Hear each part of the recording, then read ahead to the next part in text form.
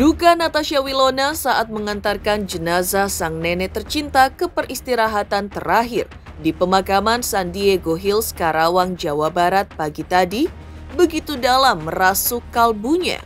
Dari rumah duka, Wilona tampak ditemani ibunda tercinta menuju tempat pemakaman sang nenek. Kenangan akan dalamnya cinta dan kasih sayang dari sang nenek hadirkan duka yang berkecamuk dalam kalbu Wilona dan ibundanya. Ya, sosok yang telah banyak berkorban untuk hadir dan hidup Wilona dan ibundanya ini telah tiada untuk selamanya. Lantas, seperti apa detik-detik prosesi pemakaman nenek Wilona di pemakaman San Diego Hills, Karawang pagi tadi? Apa yang membuat rasa duka Wilona begitu menyayat kalbunya ketika jenazah sang nenek diturunkan ke liang kubur? Seperti apa Wilona mengungkapkan rasa dukanya pasca prosesi pemakaman sang nenek tercinta? Kepergian sang nenek selamanya membuat Wilona teringat akan berbagai kenangan indah bersama nenek tercinta sejak ia kecil hingga Wilona dewasa seperti sekarang. Lantas, kenangan indah apa bersama sang nenek yang dikisahkan Wilona dengan mata berkaca-kaca dan dengan suara terkadang lirih? Apa yang membuat Wilona mengaku syok saat mendengar kabar sang nenek telah tiada? Di lain kisah, kebahagiaan justru tengah menyelimuti pasangan Bella Sophie dan Daniel Regan. Ya, pasangan ini baru saja dikaruniai anak kedua berjenis kelamin perempuan yang diberi nama Diana Sophia Regan pada Rabu 22 Februari 2023. Diana, bayi imut yang hadir melalui proses bayi tabung ini, lahir melalui operasi sesar yang lebih canggih. Lantas benarkah embrio untuk putrinya ini telah disimpan Sophie sejak 4 tahun lalu menggunakan metode egg freezing? Tapi mengapa Sophie memilih menjalani proses kehamilan melalui metode bayi tabung di Malaysia? Benarkah biayanya sangat mahal? Pemirsa, bersama Intens Investigasi, kami hadirkan kabar terkini, terpercaya dan teraktual. Tetapi sebelumnya, jangan lupa untuk like, subscribe, dan juga share channel YouTube ini.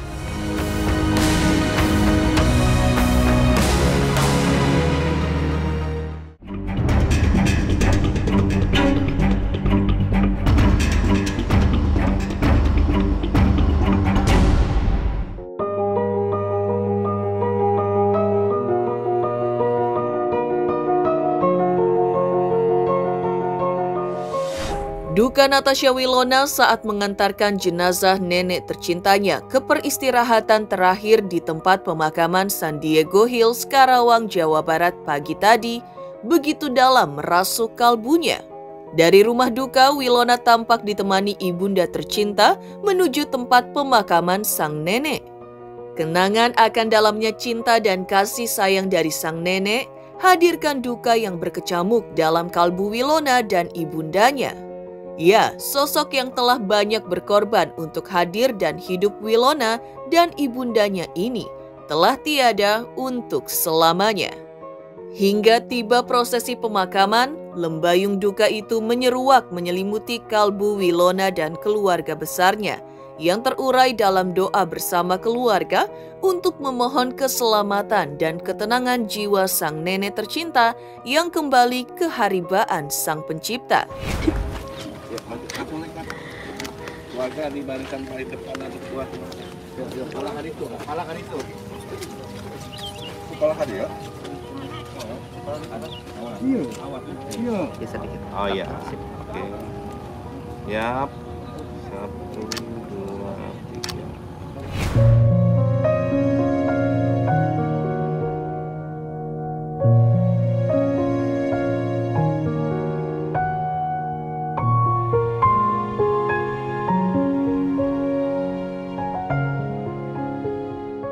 Natasha Wilona pun mengungkapkan kesedihan dan duka hatinya karena sang nenek sudah beristirahat dengan tenang di tempat peristirahatan yang terakhir. Jika sebelumnya Wilona masih bisa meluangkan waktu untuk bertandang ke rumah nenek untuk menjenguknya sembari membawa oleh-oleh, kini ia hanya bisa bersua dalam doa dan sesekali berziarah ke pusara sang nenek tercinta saat rindunya akan sang nenek tercinta hadir dalam kalbunya.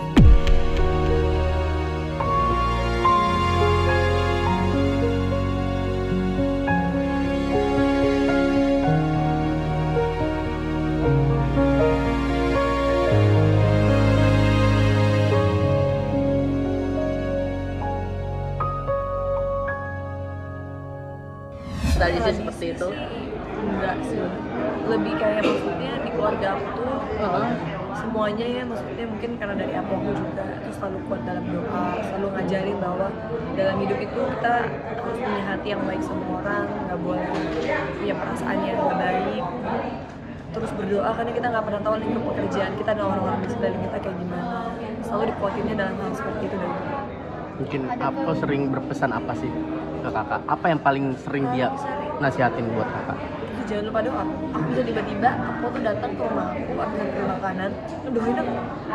Tipikalnya kayak gitu, ngedoain ya Tuhan bantu Asa gitu. Jadi aku kayak dari situ ngerasa ya, terkadang dalam hidup ini kita butuhnya adalah doa dari orang yang tersayang sama dukungan kan. Kita nggak butuh materi, nggak butuh apapun, itu yang paling penting. Udah ada feeling sih, kayak di hari yang mau suapin di toko itu yang datang ke rumah aku, itu yang mama udah sempat bilang, saya mau diomongin nggak sama aku, minta maaf atau mau makasih atau apa. Cuma kan namanya anak muda, kita berusaha buat denial kan, kita kayak berpikir enggak lah, ini bisa sembuh, itu masih pengobatan, jangan menyerah gitu aja.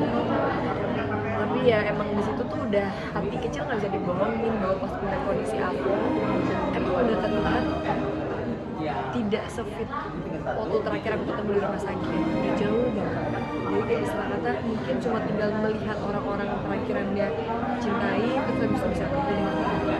Jadi kesimpulan memilih pemakamannya di sini karena memang kakek gitu kelihatan ya emang sengaja, karena waktu 6 tahun yang lalu emang nenek aku pernah ngomong ke paman aku ke kita semua yang kayak kalau one day aku dipanggil sama Tuhan pengennya di samping aku peristirahatan terakhir.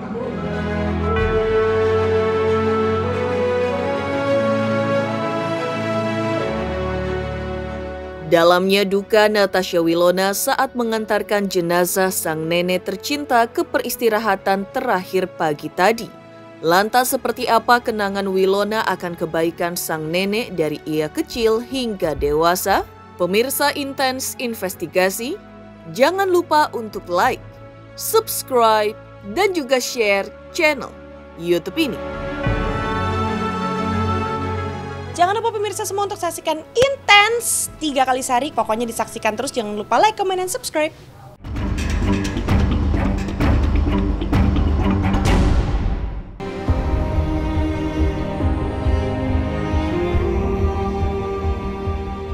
Duka mendalam Natasha Wilona antarkan jenazah sang nenek ke tempat peristirahatan terakhir di San Diego Hills, Karawang, Jawa Barat pagi tadi. Menjadi momen perpisahan abadi dengan sang nenek. Kepergian nenek selamanya membuat Wilona teringat akan berbagai kenangan indah bersama nenek tercinta sejak ia kecil hingga Wilona dewasa seperti sekarang. Ya, Wilona teringat akan curahan perhatian dan kasih sayang dari nenek tercinta yang sering membawakannya masakan dan kue yang dimasaknya sendiri untuk Wilona. Tak hanya itu, Wilona juga teringat akan harapan almarhumah neneknya ingin melihat anak dan cucu-cucunya hidup bahagia, damai, selalu akur satu sama lain, dan saling mendukung dalam hal apa saja.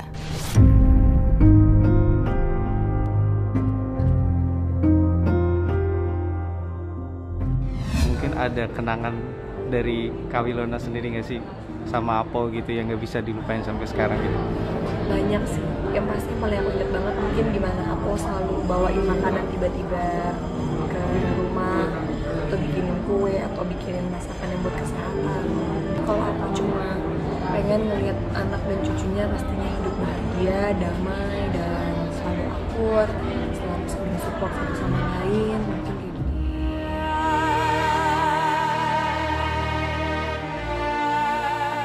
Tak hanya itu, Wilona juga mengungkapkan rasa syok dan tidak menyangkanya ia atas meninggalnya sang nenek.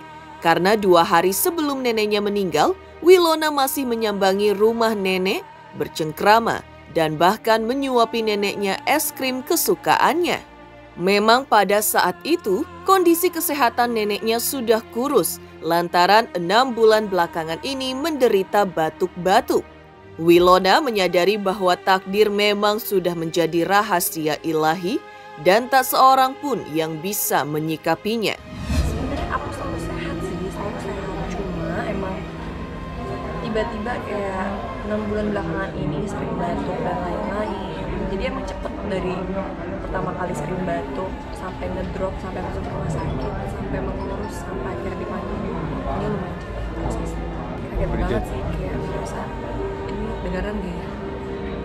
Masih berasa shock dan gak nyangka kok secepat itu. Karena waktu dikabarin meninggal tuh 2 hari lalunya aku baru aja datang ke rumah Apo, masih ngeliat Apo, masih suapin es krim, masih ngeliat Apo, masih kayak pegang HP, masih bisa mau telepon-telepon orangnya.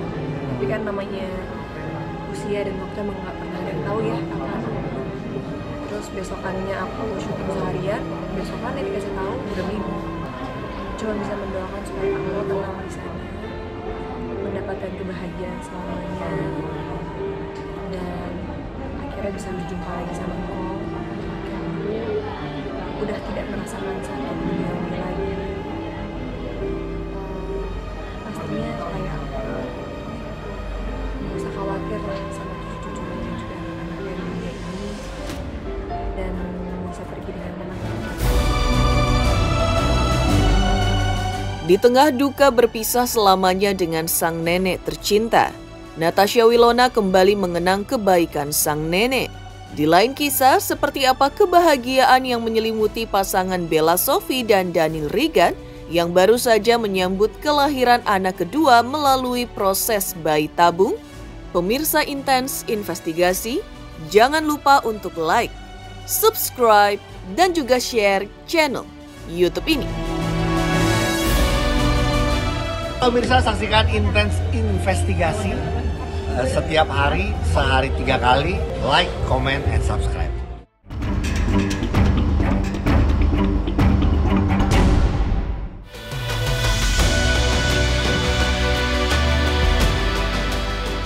Duka Natasha Wilona atas kehilangan nenek tercinta yang menghadirkan berbagai kenangan akan kebaikan sang nenek sejak Wilona kecil hingga dewasa. Di lain kisah, kebahagiaan justru tengah menyelimuti pasangan Bella Sophie dan Daniel Regan. Ya, pasangan ini baru saja dikaruniai anak kedua berjenis kelamin perempuan yang diberi nama Diana Sophia Regan pada Rabu 22 Februari 2023. Diana, bayi imut yang hadir melalui proses bayi tabung ini, lahir melalui operasi sesar yang lebih canggih dengan durasi kurang lebih 30 menit dan melewati proses penyembuhan pasca operasi yang lebih cepat pula. Diakui Sophie, embrio untuk putrinya ini telah disimpan sejak 4 tahun lalu menggunakan metode egg freezing. Tapi mengapa Sophie memilih menjalani proses kehamilan melalui metode bayi tabung di Malaysia? Benarkah Sophie sampai merogoh kocek ratusan juta rupiah ditambah biaya transport yang tinggi lantaran harus bolak-balik Jakarta, Malaysia? Alhamdulillah kami ingin memberikan kabar bahagia. Alhamdulillah putri kecil kami sudah lahir pada tanggal 22 Februari 2023 pada jam 13.23. Diberi nama Diana Sophia Regan dengan proses kelahiran sesar dengan Dr. Uf ya, Dr. Uf. Terus udah gitu dengan berat 2,7 kg, dan dengan panjang 48,5, lahir dengan sehat. Alhamdulillah lengkap semuanya, ibunya juga sehat. Lahirnya pada saat itu habis zuhur ya dok ya, habis zuhur. Terus udah gitu dengan metode terbaru, metode ERAS. Alhamdulillah semua berjalan lancar. Lihat sendiri, after 3 hari lahiran juga udah bisa jalan, udah enak gitu. Hah? Iya, nah sekarang kan hari yang ketiga. Tapi emang bener-bener luar biasa banget. Aku ngerasain lahiran kedua ini bener-bener cepet proses penyembuhannya. 6 jam setelah lahiran juga aku udah bisa jalan, udah bisa ke toilet, udah bisa ngurus anak, udah bisa, pokoknya luar biasa lah. Semakin apa ya, semakin lama tuh teknologi semakin canggih ya dok ya. Jadi semuanya proses juga semakin cepat. Untuk proses kelahiran aku ini memang dengan menggunakan proses bayi tabung. Dayana ya, namanya Dayana Sofia Regan. Kalau Danilo kan udah mirip sama papanya nih, kan Daniel Regan, Danilo gitu kan. Jadi anak kedua nih karena kebetulan cewek juga, aku pengen ada namaku juga di tengahnya gitu. Terus Dayana kan juga hampir mirip juga sama nama papanya, D juga sama Dayana. Dayana sendiri tuh artinya bagus banget ya. Dayana itu artinya kekuatan besar kalau dalam bahasa Arabnya. Tapi kalau dalam bahasa Latin tuh dia surgawi gitu loh, cahaya berkah dari surga gitu. Terus kalau Sofianya itu perempuan yang cantik, berhati lembut seperti saya. Dok, sorry ya dok, bercanda. Terus Regan nama fam papanya kan Regan gitu. Jadi akhirnya kita memutuskan namanya Dayana Sofia Regan gitu. Dayana itu kan sebenarnya D kan Danilo Dayana. Aku mimpi sih sebenarnya pada saat itu aku mimpi habis sholat subuh, aku kayak mau kebangun gitu, aku mau sholat subuh, aku tiba-tiba apa ya, kayak aku baru kasih nama anakku tuh Dayana. Terus aku carilah di Google apa sih namanya, artinya gitu. Ternyata artinya bagus banget, dalam bahasa Arab tuh artinya kekuatan besar. Sebenarnya kita menggunakan embrio yang lama, embrio yang emang sudah di-freeze selama hampir 5 tahun. Setelah kita 4 tahun Danilo anak aku yang pertama, kita komitmen untuk yaudah kita program lagi gitu ya. Jadi anak yang kedua ini kita emang nggak ulangin dari awal proses bayi tabung ini. Jadi kita emang udah menggunakan embrio yang sudah disimpan kemarin, kita masukin gitu ya. Dan alhamdulillah semuanya sehat. Maksimal tuh berapa lama dok?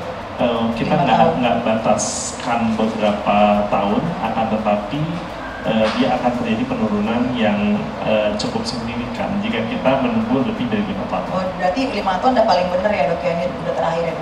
Jadi emang udah ini udah terakhir. Jadi nanti yang di sana kita emang udah nggak ini lagi ya sayangnya. Sayang wajahnya kayak siapa sayang? Semuanya diborong sama papanya, anak pertama, anak kedua. Masih kecil, jadi bisa berubah kan. Aduh ya ampun. Untuk sementara mirip saya.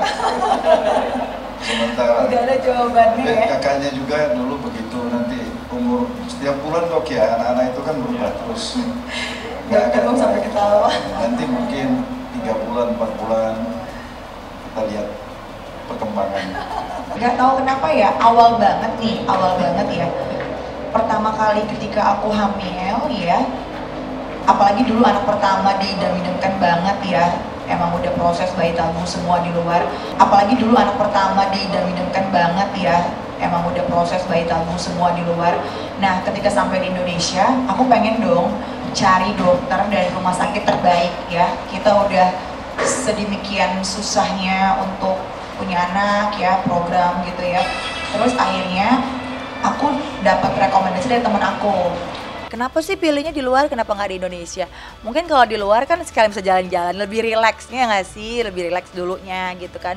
Kita sekalian bisa jalan-jalan, sekalian bisa program. Kalau di sini kan kayak, aduh nanti gagal nih, apalagi nanti denger ketemu di rumah sakit, aduh lihat orang gagal nangis ke drop gitu. Jadi semua sama aja gitu. Demikian pemirsa kabar terkini, terpercaya dan teraktual yang kami hadirkan hari ini. Saksikan terus Intens Investigasi setiap Senin sampai dengan Sabtu, tayang 3 kali sehari, yaitu pada pukul 11 siang, 3 sore, dan 7 malam, tentunya hanya di YouTube channel. Dan pastikan jangan lupa untuk like, subscribe, share, dan juga komen channel Intens Investigasi.